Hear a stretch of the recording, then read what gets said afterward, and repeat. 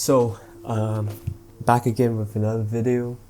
I think the last video received some pretty good reception in terms of the new format. So I think I'm gonna stick with it for a little bit now. Every time I do these videos, for those who have just dropped by my channel, I just find a random topic that I'm interested in and I speak about it. And in the background you can see me playing beta Minecraft. It's one of my favorite versions of Minecraft. I'll go into another video explaining why I love playing beta Minecraft. I think it's just the ambiance, the color palettes, the simplicity that I really love. I previously had made some videos and you guys can go check them out as well. It's basically the same format, but now it's basically me just speaking over some Minecraft gameplay that I had, and hopefully I will have a lot of topics to speak to you guys about, slowly grow the world out, and hopefully let's see where that brings us to in a few months down the line. Now, I wanted to talk about something that was very interesting to me and I hold very dearly, and it's a video I saw about a month or two ago. This video was by a YouTuber named Cayman. He was driving around in his Porsche. I believe it was a 911. It was also one of my dream cars. As you know from probably my previous videos, I really love driving around as well. Endlessly, just loving the car, feeling the balance, being one with the car. It's a great hobby of mine, and I think it's a big stress reliever, especially in my pretty hectic life now. So I watched this video by Cayman, and he had a video comprehensively guiding us on giving us career advice for engineers, focusing on how to increase one's salary significantly within a few years. He also shared his personal journeys, offers actionable strategies for in terms of career growth, salary negotiation, and networking, which to me a very helpful video. I'm currently in my late 20s. I live in Kuala Lumpur. For those who don't know, Malaysia. I work in the IT line. I am a IT product owner, so not necessarily exactly the same advice I can take from his video as an engineer, but I think a lot of the theory and the frameworks applies, right? So I think in this video I just want to reflect on what he has recommended, what was his personal journeys. I also wanted to share my thoughts on what I agreed and kind of disagreed upon, because I think there were some facts that I think are not so applicable to me in my current situation, and also it may not be relatable in your given situation as well. So yeah, I think this is what we're going to be speaking about. Of course, in the background I have myself building my base and also doing a lot of mining, so I think this would be a very chill video. Of course, I want to position my videos as a chill one for people who come back from work, come back from studies, and just want to relax and listen to some interesting topics, or just want to sit back and have some background noise to sleep to, and that's my intention for this series.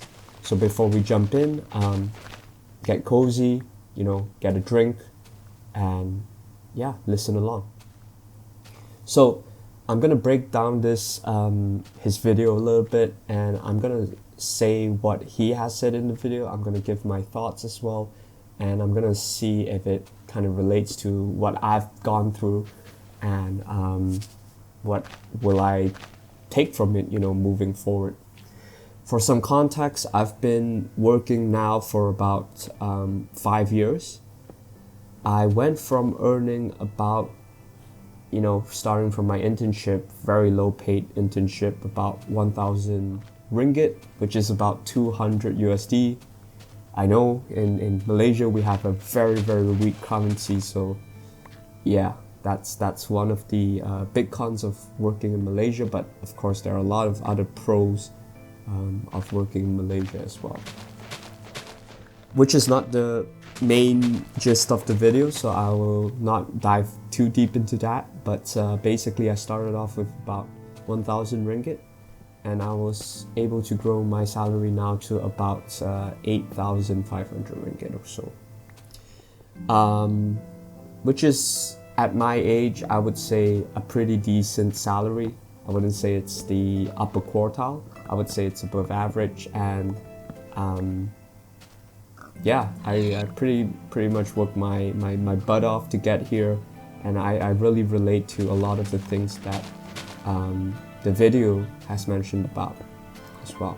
So with that context, I want you to know that, you know, I've been working for about, I would say 5-6 years right now, and not everything I say can be relatable to you, and probably geographically might not be relatable to some of you listening from other countries, but I think, as I mentioned, the frameworks, the theories that were shared, very applicable. So if you want to sit back and just listen to some of the things that he said and that I will convey to you in the next few minutes, feel free to.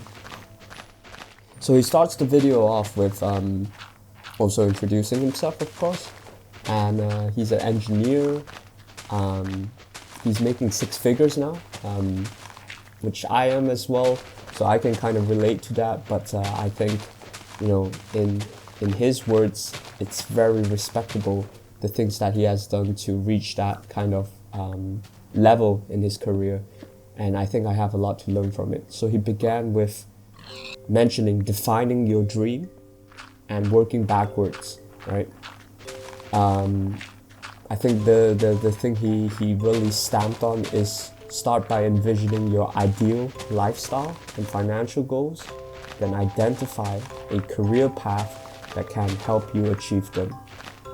You know, and he also mentioned, you know, for engineers, this often means understanding the earning potential within different industries and positions as well. So this can relate to me as an IT product owner as well. I usually do my research to understand my earning potential and my career trajectory moving forward. I also look into different industries. You know, product owners can be quite vague. You can be in the IT industry, you can be in the logistic industry, you can be in many different industries, and you can apply that. But of course, with being in IT, you have a specific niche set of skills, and you have to be pretty tech savvy and also understand a lot of the tech jargon and also basic architecture, basic coding principles and things like this. So there's an advantage for me to be in this niche as well. So going back to what was said in the video, you know, envisioning my ideal lifestyle and financial goals and identify a career path to help me achieve them. I think this is very relatable to me because I personally have done that. I mentioned it countless times in my video. I always want to understand my why. I always want to understand my limits of, you know, when I can start to slow down a little bit and enjoy life. I always talk about, you know, working really hard and also living the best life we can. And, you know, what is my ideal lifestyle? As I mentioned before, you know, it's really living in a nice penthouse with a nice vacation home, you know, having to not worry about money when my next meal is, not having to look at prices when I buy things, being able to travel in first class, you know, with my dream cars as well in the garage. You know, these are dream lives, right? Of course, you know, there are other subjective things as well. Making sure my family is safe, making sure that I can take care of my parents, you know, my family, making sure that I'm happy with what I'm doing, and also being ethical in my principles and not doing anything that is outside of my values and principles. So those are like kind of my goals in general, right? Of course, we can go very deep into details of how I want my ideal lifestyle to be, but in general, that is what I want. And with that, that requires quite a significant amount of wealth and money, right? And I identified the career path in my case would be IT to help me achieve that. And I believe whether it be, as I mentioned before in my videos, through the employee 9 to 5 route, which definitely I believe that if I constantly grow in my career, I can reach that. But maybe it will fulfill that eagerness or that risk nature that I have to want to try to start my own thing and also see where that brings me, into the future, right? So I think that's very important as well. I want to see, what else I can do in this idea as well. So I really understand what he's saying in this video. Define your dream and work backwards for it. Identify the career path that helps you achieve them. For me, it's working in IT and trying to leverage my niche skills. I'm learning a lot about management, engagement marketing, and things like this. AI as well, I'm getting exposed to that, how to build things from the ground up, how to negotiate, how to network with people. I'm learning so much from my job itself, and I really feel like this positions me in a very, very good way to receive a lot of this tutoring that I wouldn't get, just by opening a book and reading it, right? I'm getting a lot of practice out of doing my job, and I feel like it will help me reach my ideal lifestyle and financial goals into the future. Next up, he talked about networking, especially in undergrad and beyond. Build a large network of friends. He also mentioned acquaintances during your undergraduate studies. These connections can lead to internships and job referrals, which are crucial for skipping the line, in the job application process. This was what he mentioned.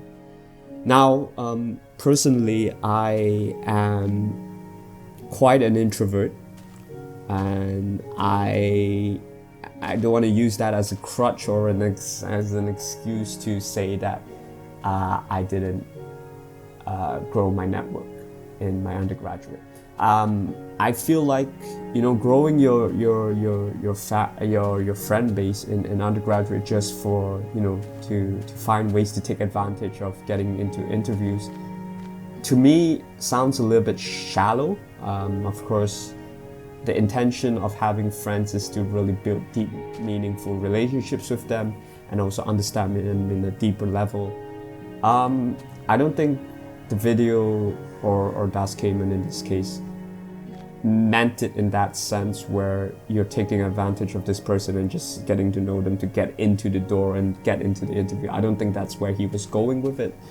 But yeah, I mean, if I were to take that advice on face value, I would be pretty against that. I want to have friends that are meaningful. I want to have friends who I can relate to. I also want to have friends who I can detach myself from a lot of the work. I don't want to basically have work friends just for the sake of having work. I want to be able to relate to them on a deeper level outside of work. I want to be able to speak to them freely. Sometimes I feel like at work I have to have like this corporate filter with me at all times, or else you can say something politically wrong, or you can start a rumor mill that never ends well. Never ever join into rumors if you can, but sometimes we are susceptible to it, which is fine. I really do agree in the building a large network. I wouldn't say friends, I would say large network of acquaintances. I would agree, build your networks with your bosses, with your colleagues, with your, for my case would be with the business counterparts to make allies and not enemies, know which battles to fight and be quite political about it, I think there's always a negative perception of saying be political in your job. And I disagree with that, because what being in management or being introduced to management as a product owner has taught me is you have to be very tactful and political. And it's not saying to be toxic and push people under the bus and stuff. It's all about empowerment. It's all about helping people succeed and helping you succeed as well. Finding ways to mutually benefit, negotiate your way through things, do people favors. Don't expect anything in return, but carry yourself as a morally and ethically correct person and show your value to the company and also to your counterparts. And also, if you're an entrepreneur, show your value to your customers as well. And, good things will come back to you. So I really do believe in the networking side, to continue networking with acquaintances, but I won't say build a large network of friends. I really do believe in having a really core group of friends that you really vibe with. And, for me, I try being more extroverted, as I mentioned in my previous video, trying to get out of my shell a little bit. And I would say I probably only have 10 or so core friends, and people who I would, go out of my way to help out, really trust in and out, and also go out of my way to do good things for them, and also always be there for them, right? Always lend a helping hand. I think I can only mentally process 10 friends. So in terms of networking for friends, it's more for my mental, I would say. Networking for acquaintances is definitely for my career and, growing, this professional network that I plan to have. Now, moving on, we looked at networking, we looked at defining dream, working backwards. Then the video also talked about strategic interviewing with presentations. Now, in the video, he mentioned that for his first interview, he brought a laptop with a PowerPoint presentation showcasing your projects, your designs.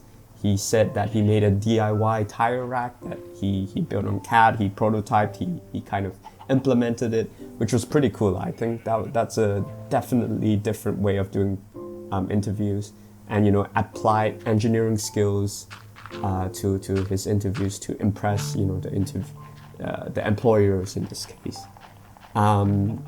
He mentioned that this demonstrates preparedness and enthusiasm, and through his personal experience that kind of landed him his first gig, and so on and so on. He also highlights personality hires and hiring. Some employers hire because of your personality and your likability, because at the end of the day, people prefer to work with those that they enjoy working with.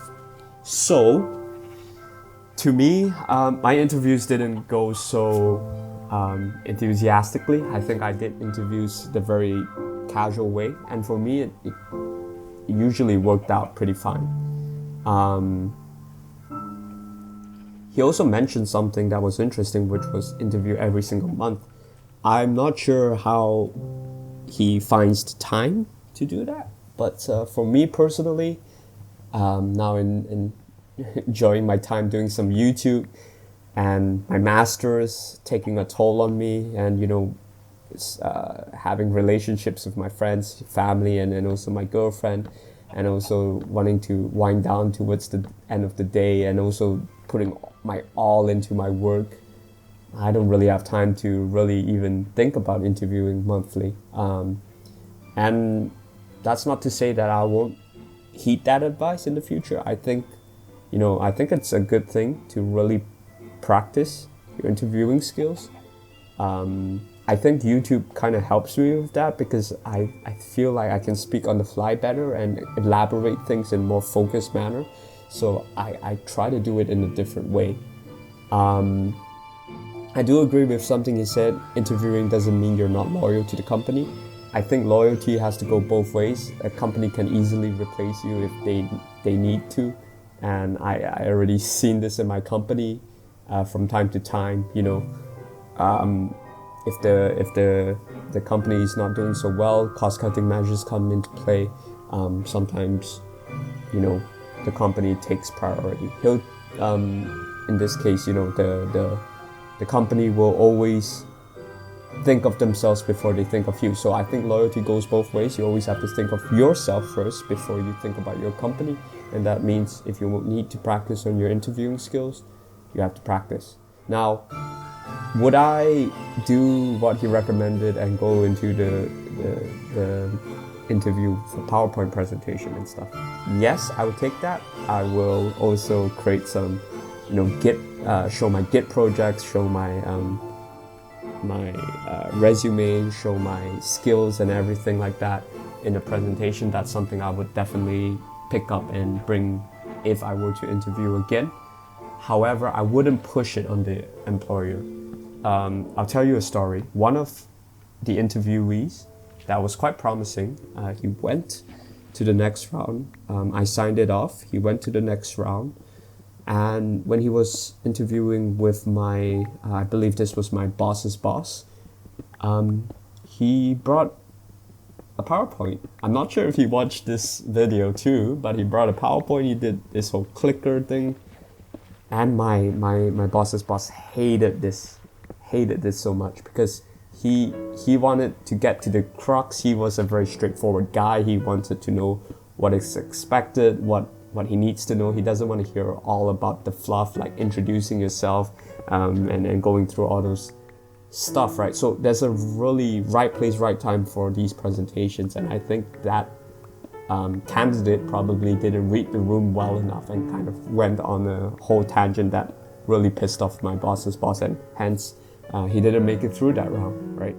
So I think coming into interviews prepared, with a presentation, I will go in and say, hello, I have a presentation. I think it would really help me guide you through, what I can bring to this company and show my values, show my projects as well. Are you interested if I show you this? I think that would be a better approach. Rather, it still shows preparedness and enthusiasm, but it doesn't push and you don't shove the presentation down the employer's throats, which some managements don't take for lightly, and of course that decreases your likability immensely.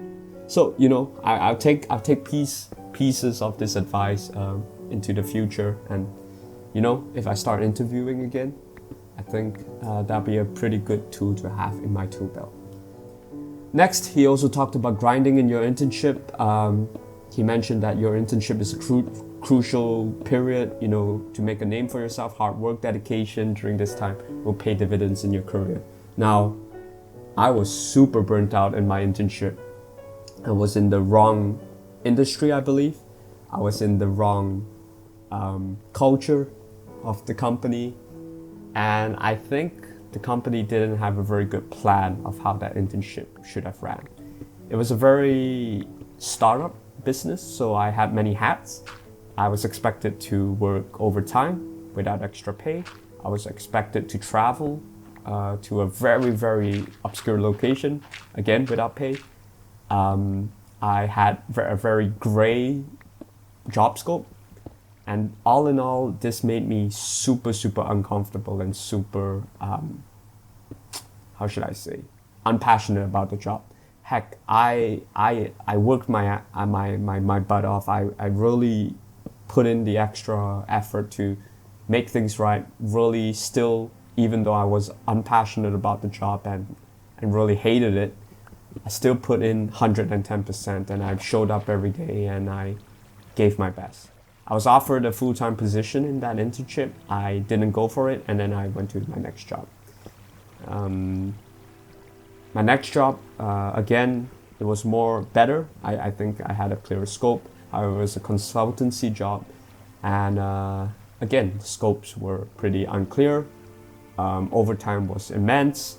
Didn't feel like I was learning a lot, and hence I made another jump, and which is to my current company. Felt the scope was very strong. I felt like I was empowered. I was tutored. I was shown the ropes. I was empowered. I was given, career plans and things like this. And I was giving a lot of work-life balance. And if I wanted to push myself and give 110%, that was recognized as an extra rather than a given, right? So looking back at my career, I think I definitely grinded. I grinded so hard. I'm still grinding to this day, and I don't think I will stop until I reach a point where it makes sense for me to slow down a little bit, which is probably the net worth expectation that I have, right? I do believe that hard work pays off. I do believe that dedication pays off. I have some interns in my company right now. I'm looking at how they work and how I relate to this grind during your internship. I really do agree that internships are a very critical period to make a name for yourself. Now, heck, if you don't want to convert to a full-time in your company, or you were so set and certain of leaving that company after, then you don't have to grind as hard. But of course, show your grit, learn as much as you can, and and then leave respectfully, right? Don't burn bridges. But yeah, I mean, back to what I wanted to mention, which was, interns in my company currently, I feel like some of them lack that grind, and hence, when it comes to the conversion question, especially in our economy now where everything is not doing so well, it's very difficult for them to convert, right? And it's just because they probably weren't visible enough. They didn't make a name for themselves. They didn't show their grit. They didn't show their hard work. And I'm not saying, openly flaunt what you're doing. You don't have to do that. You don't have to be a suck up. You don't have to kiss the toes of your boss. I'm not saying to do that. I'm saying work really hard. People will notice. Trust me. People will notice. And but of course, you don't want to work very silently. You want to ask questions, you want to reach out to people, you want to talk to your boss, make them aware of what you're doing as well. You don't have to, again, kiss their boots or something like that. But really try to make a name for yourself, do the hard work, do the dedication, and that will pay dividends in your career moving forward. Then he mentioned something which is very relatable to me, which is pursue a master's degree. He mentioned a master's degree is equivalent to about 2 years worth of work experience, and it can significantly boost your earning potential. He also mentioned it's crucial to get it done earlier and cheaply as possible, because ideally within a year and a half, to avoid delaying your income earning potential. I relate to this in some way or sort. I think the reason why I did my master's degree, especially my MBA, is because I wanted to learn more about business in general, business management. I want to learn about marketing, want to learn about accounting principles and things like this, economics, macro, micro, learn about how to do stakeholder management and things like this.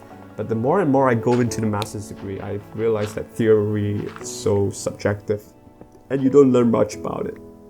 You learn certain theories, you read certain research papers, and you just blurt all that out on a research paper, and usually it leads to nothing. I think I'm really struggling to see how I could finish my master's in a year and a half. I think I have a very frustrating MBA experience, especially with my school, which I don't think I want to name because I don't want to give them free advertising. But the school is horrible, the one that I'm in right now. And I just really want to get it done because I'm super duper burnt out. For context, they are basically piloting this new online master's degree, which allows us to do and ideally finish in 2 years. However, the school made some mistakes. I'm not sure if it was me, maybe I'm biased, who knows, but transparently speaking, I think it's the school's mistakes. And now my master's is probably going to take about 2.5 years. So I really do agree with him, do it as fast as you can, but in my case, frustratingly, it's going to take longer. Also because, the qualifications board came to my school, they did a review, and they found that they lacked a few core courses that they needed to add last minute, and hence I have to take an extra 2 courses to graduate, which I thought I could graduate in the first semester next year. But unfortunately, it's going to be dragged out to, let's say, about June. I accepted that fact. Try to stay positive. Try to stay, find the good in life, and just keep moving forward. But I really do agree that a master's degree that really can, boost your earning potential. However, I also agree that, a master's degree doesn't boost your earning potential directly. So for example, if I get my master's degree, I am not sure my company will give me a raise because of that. It might help me in moving into management careers and also getting promotions faster, but definitely it doesn't translate directly to earning potential. I think a master's degree, as he put it in his video as well, only comes good when you got the degree and you jump jobs, right? You switch to another job and you see your earning potential potentially jump significantly then. Now, I really want to just get this master's out of the way, and then I want to start working on my business. So I want to see what happens up next. I am taking things one at a time. I hope that there will not be no more surprises in my master's degree. But yes, I do agree with what the video mentioned, which was pursue a master's degree earlier and also do it quickly, because once you start having families, where you start having commitments, once you start having more responsibilities at work, it can get very frustrating, right? If I were to start my master's now and with the workload I have now, I think it would be very, very tough. Next up, he mentioned to leverage clearance and subcontracting. This is something that I have tried before. I was in consulting, subcontracting as well. And he mentioned that you get paid more. But in my experience, I get paid very less in subcontracting. Often or not, I believe the company that holds your contracts and leases you out to another company as an external, for example, earns the most money. So if you really want to earn money in contracting, especially in IT and in Malaysian industry, it's better if you start a business, you hire the consultants, and you offer this service outwards, which is definitely a industry that I'm very interested in slowly exploring into the future. But as I mentioned, contracting, I don't think it's for me at this current stage in my career. I think contracting brings you really out of the management seat and more into doing and executing, which is what Cayman was good at, which was his engineering role. He's a very good executor. He's a very good visionary. Probably not the route I want to go to, so this is something that I would probably steer away from for now, which is subcontracting. I'll probably stick to what I want to do, which is to leverage my management skills and also understanding how businesses work, and moving to start my own thing in hopefully in the future, and also working on my career together. And last but not least, I kind of covered this also already, but it is worth covering again because he mentioned it at the last point of his video, which was to be loyal to yourself and not just your company. Okay, so he mentioned that if your current employer may not offer fair market value, for your skills and experience and your qualifications, don't be afraid to change jobs every few years to hit your salary ceiling faster, right? You should also know what's your salary ceiling and try to keep working towards that salary ceiling. So for me, of course, my ceiling is pretty high because in IT, especially in management, the highest you can go is the CIO position, right? And especially you can move from my point of view, you can move product owner, you can pivot into project manager, you could go into chief product owner, you can become product managers as well. You can be core leads, you can be head of departments, and then yada, yada, yada, you reach the CIO level.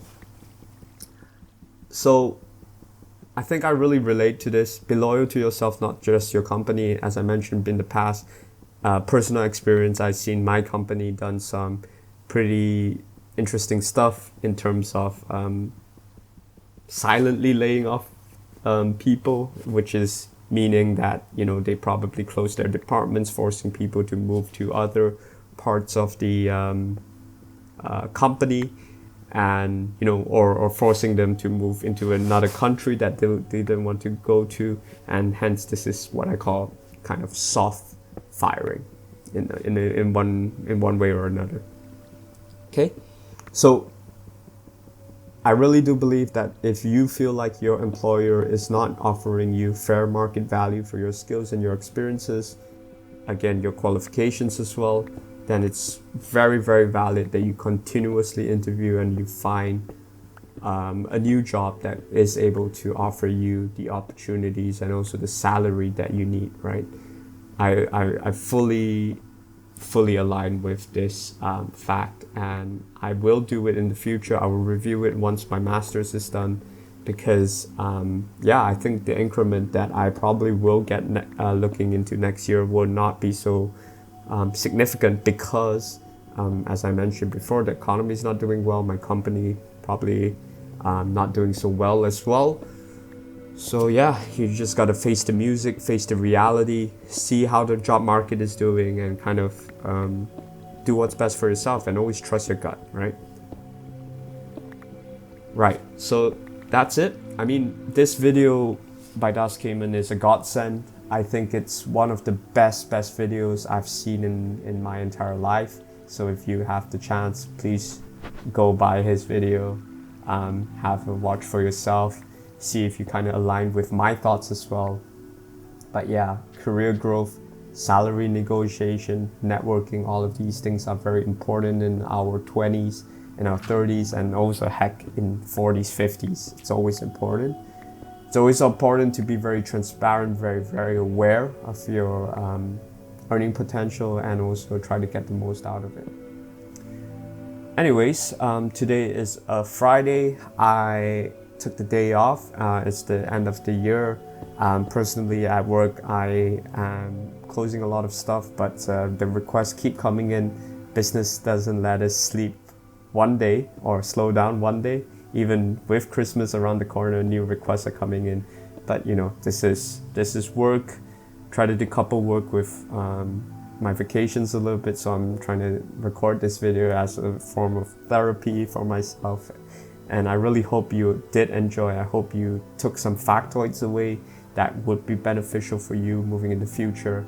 I hope you enjoyed the Minecraft video as well. And I hope if you're sleeping, I hope you're sleeping well. I hope you're resting well. I wish you guys the best in the weeks to come. And for those who are watching my video, currently in December, I wish you guys and your families, of course, a very Merry Christmas, and and a Happy New Year as well. But in general, thank you guys so much for watching. I appreciate every single one of you. That's basically my rambling done for today. Thank you again.